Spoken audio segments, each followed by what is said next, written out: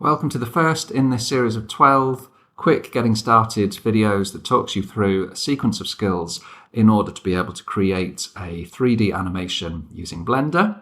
In this first one, we're just going to talk through some top tips to be able to work efficiently if you're using Blender for the first time, or if you found it frustrating in the past and you want some tips to be able to use it a little bit more efficiently and effectively.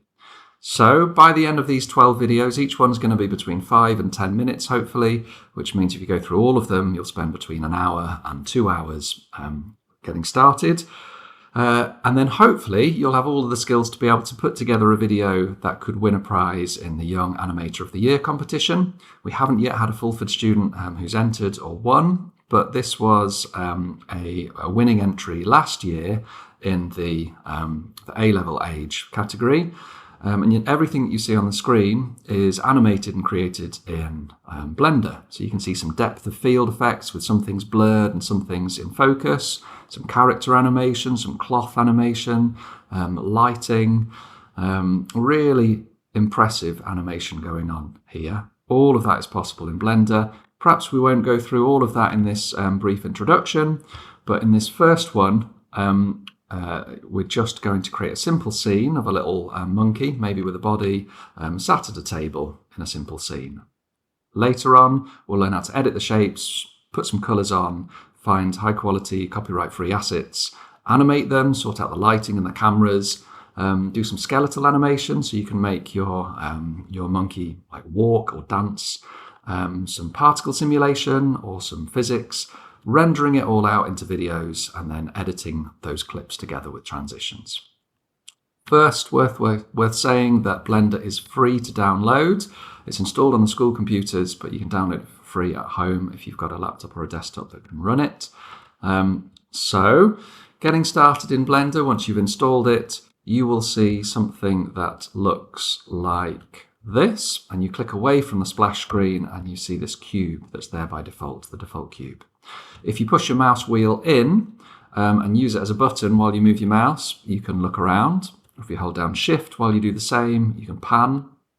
If you haven't got an external mouse with a scroll wheel to be able to zoom in and rotate, it's worth changing your preferences with Edit and Preferences, going to Input and emulating a 3-button mouse. If you do that, you can hold down Alt to pretend that you're pushing the middle mouse wheel in, like here. Right, so the first keyboard shortcut that I'm going to show you is to grab. So if we select this cube and press G, you can move it and click when you're happy with where it should be. I'll press Ctrl Z to undo. As well as moving it anywhere, you can also constrain the movement. So G and X will only move it in the X-axis. So this red line is the X-axis. Or you can do GY and click, or GZ and click, any of those. If you want to cancel your movement, you just press Escape on your keyboard. As well as grabbing, you can scale with the S key. So I'm going to turn this into a tabletop with S and then Z, and then click, maybe stretch it in the red axis, the X-axis, SX, click. Then I want some table legs. Oops. So that's Shift and A to add. Shift A to add a mesh. Let's add a cube, scale it down, click, scale it in the Z axis, so SZ.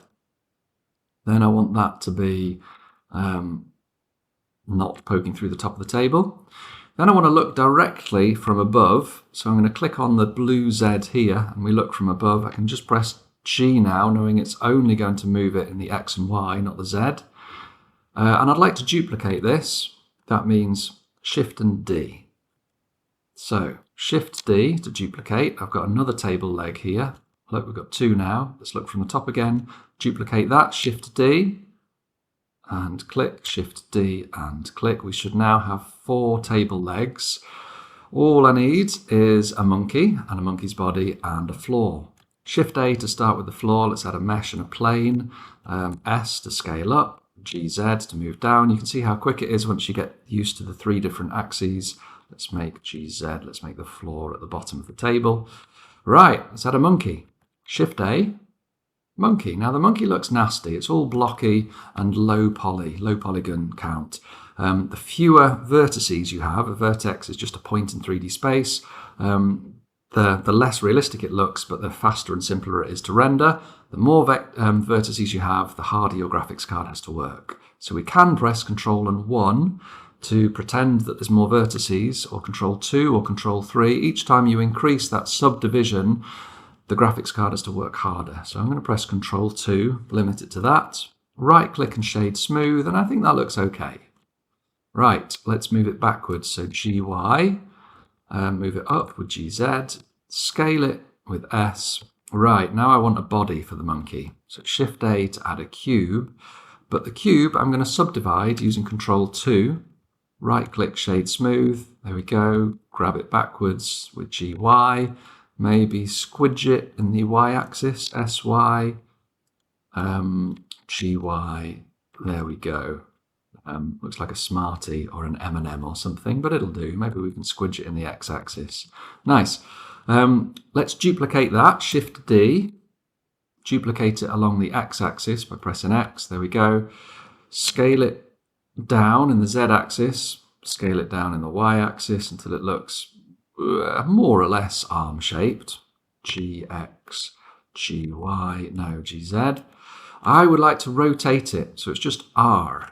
You can press R, but it will rotate it in line with the current viewport, which can be frustrating. So I would like to rotate it around this green line, the y-axis. So R, Y, and then click.